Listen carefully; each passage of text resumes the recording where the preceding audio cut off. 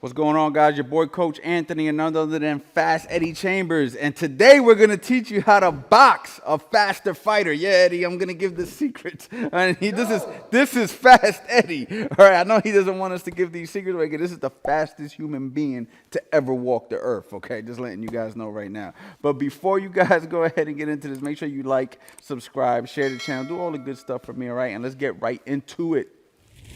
Okay, tip number one on how to box a fast fighter or a faster fighter is keep your hands up, okay? Keep them up and keep them up high, okay? And the reason why we say that is because you can't see the punches coming. I'll bring this back to a situation. I'm sure Eddie's never been in this situation, but I have, okay? I remember sparring a guy one time, and I couldn't see the punches coming, literally, Eddie. Like I was getting hit, and it was like, what the did he just, that is cursed. What did he just hit me with? You know what I'm saying? What did he just hit me with? Like, and it got to the point where I just had to cover up because the punches was coming so fast. I just couldn't see them coming. And you'd be surprised, you know what I mean, that a person with only two arms and two fists in front of you can punch at a speed that you don't see the punches coming. It almost seems impossible. But just watch boxing. Guys get hit with punches they don't see all the time. So one way to prevent that is just keep your hands up.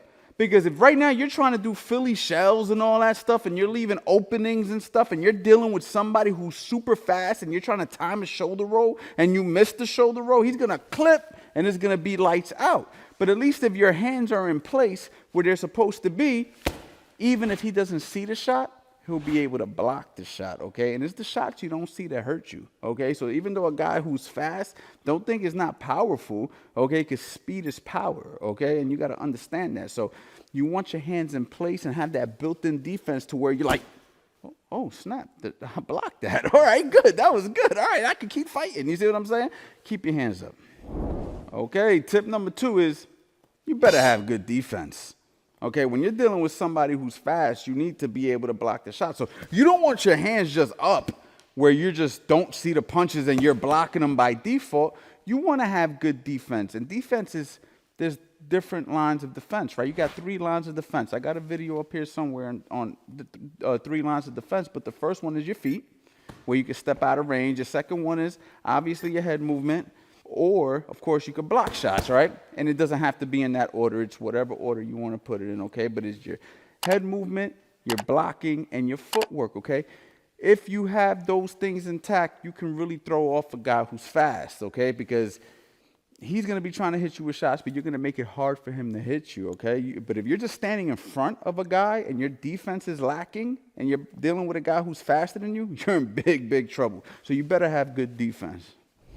Okay, the next tip is going to be aggressive, okay? Don't let the fast guys get started. Don't let the fast guys start to think and start to build the momentum. You want to take that away from him immediately. And I got a video on here somewhere about aggressive fighters, so I'll clip it on there for you guys. But you don't want the guy to get started. That's the last thing you want, is for a fast guy to feel like, oh, I could be first. I could do whatever I want to this guy, because now you're going to find yourself reacting to their motions. Because if they're faster than you, let's just say I'm boxing Eddie and he pops me with a jab.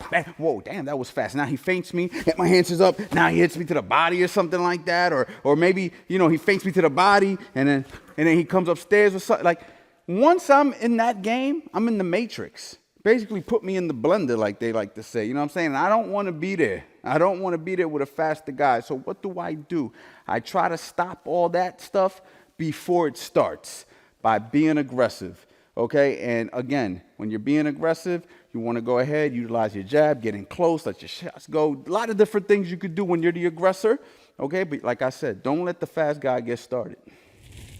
Okay, the next tip is going to be go to the body. Right? You ever heard take the air out the tires?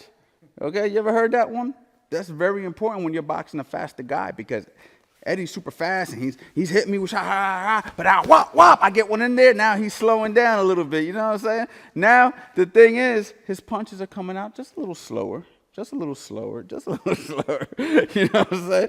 The fact is, The body work is one of those things that, you know, it pays a toll as the fight continues, okay? Like they like to call the jab to the body the needle because it lets the air out the tires little by little. You know what I'm saying? You know what I mean? You put a needle in a tire and the air deflates. It's the same thing, okay? That speed is going to eventually start to get easier to see as the fight progresses, but you have to force it. So what do? Go into the body, being aggressive. These are ways to force that conditioning level of the faster fighter to slow down a little bit. So definitely want to do that. The next tip is probably a lot of you guys been waiting for this one. It's timing. Timing beats speed, okay? You want to be able to time your opponent, because if you're trying to go speed for speed with a guy, it's going to be dangerous. But if you could time his speed, now we're talking. Would you agree? I would agree 100%. Fight that I remember, and I hated this fight so much because I was the biggest Shane Mosley fan. But I do like Vern. I met Vern. He's a really good guy, Vernon Flores. Yeah, Vernon actually trained in my gym in Florida. That's crazy. And I seen him when I was down there, too. I went down there. I was training. I was getting ready for a fight, and I met Vernon Flores, too. Hey, really talented dude. Big guy, believe it or not, pause. Big guy, a lot bigger than most people know. He was my size, my height at 147, which was crazy. But when you watched him fight Shane Mosley, oh, my God. That hurt my heart, but he was really, really good at timing him. He understood his range, and he's about like 6'1". He understood how to use his range properly, time those quick combinations that Shane would try to throw, come jumping in with those combinations, landed crazy uppercuts, good body punches, everything. You know what I mean? The timing really beat speed that night. Timing beats speed, guys. You need good timing. Okay, and this tip is going to be a bonus tip for you guys. I didn't even tell you there was going to be a bonus, did I? All right, but there's a bonus tip, okay? And it's basically going to tie in to the last tip, which was timing your opponent. And the best way to time a fast guy is to catch him at the end of his combinations. And typically, you would do that off of a catch and counter situation. You know what I mean? It's a really good way to do. So maybe if I'm coming over here and I'm throwing 2 quick shots to the body, he catches me with a hook upstairs or whatever. You know what I mean? Or if I'm running a number, and then bang, you see what I'm saying? So you want to try to time them. So how do you time that? How do you know when it's his last punch, right? Because you're not a psychic. The way you figure this out is by picking up on patterns, okay? So this may not happen right away. You see, the guys with the good timing don't necessarily time guys right away. Now, sometimes they do. You know, maybe we're exchanging jabs and you just have a way of reading his jab and boom, you guys jab each other, or, you know what I mean? Or maybe you time him with a shot.